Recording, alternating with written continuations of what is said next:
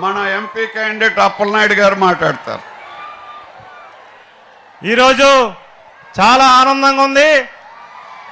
మన ప్రాణ సమానులు ఈరోజు రాష్ట్ర ప్రజానీకానికి, తెలుగు ప్రజానీకానికి ఈరోజు అండగా ఉండి మనందరిని నడిపిస్తున్న గౌరవనీయులు పెద్దలు, మరి కొద్ది రోజుల్లో ముఖ్యమంత్రి ప్రమాణం జరగజేయబోతున్న గౌరవనీయులు నారా చంద్రబాబు నాయుడు గారికి పాదాభివందనం చేసుకుంటూ ఈరోజు చీరిపిల్లి చూస్తున్నాం. ఒక నాయకత్వం మార్పు కావాలి, ఒక నాయకత్వం రావాలి, బ్రహ్మాండంగా మేము అవకాశం ఇస్తామని చెప్తుంటే మాకు ఆనందం కలుగుతుంది. ఒకటేసారి వీళ్ళందరూ చెప్తున్నారు, మీ గ్రామాలు వెళ్తుంటే చంద్రబాబు నాయుడు గారు మాకు అవసరం, పవన్ కళ్యాణ్ త్యాగం అవసరం, మోడీ గారి సహకారం అవసరం, కానీ మీకు 5 సంవత్సరాల అవకాశం ఇస్తాం, మీరు ప్రజాప్రతినిధులుగా మా గ్రామాల్లో ఉండి మాకు సేవ చేయండి. 5 సంవత్సరాలు వీళ్ళందరూ కనిపించడం మానేశారు, ఈరోజు మీకు ఖచ్చితంగా అవకాశం ఇస్తాం, ఖచ్చితంగా మీరు గ్రామాల్లో ఏ నమ్మకం అయితే బాబు గారిని చూసి మేము ఓటేస్తున్నామో ఆ నమ్మకాన్ని మీరు ప్రజాప్రతినిధులుగా చేయమని మమ్మల్ని అడుగుతున్నప్పుడు మేము చాలా ఆనందంగా ఉన్నాం సార్.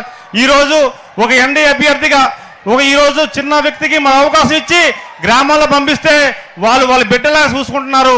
ఈరోజు మా ఆనందం రాత్రి 12 గంట అయినా వాళ్ళు తిరుగుతుంటే మాకు గ్రామాల్లో చాలా ఆనందం అనిపిస్తుంది. ఈరోజు ఇంత అవకాశం ఇచ్చారు.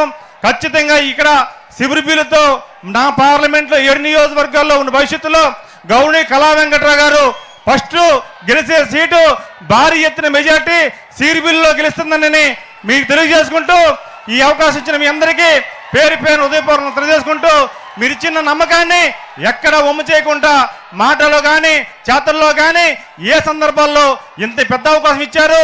నా జీవితం ప్రజా జీవితానికి అంకితం చేసి పార్టీ ఏది చెప్పినా చేసే పరిస్థితి ఉంటానని తెలియజేసుకుంటూ నేను సార్ సమక్షం కూడా చెప్తున్నాను, 7 నియోజకవర్గాల్లో మీ ఆశీర్వాదంతో సార్ ఆశీర్వాదంతో నన్ను పార్లమెంట్ పంపిస్తున్నారు. 7 నియోజకవర్గాల్లో ఎక్కడైతే ఎమ్మెల్యేలు ఉంటారో ఆ ఎమ్మెల్యేల ఆఫీసులో నా ఆఫీస్ ఉంటుంది, వారి సమక్షంలో నేను పనిచేస్తాను.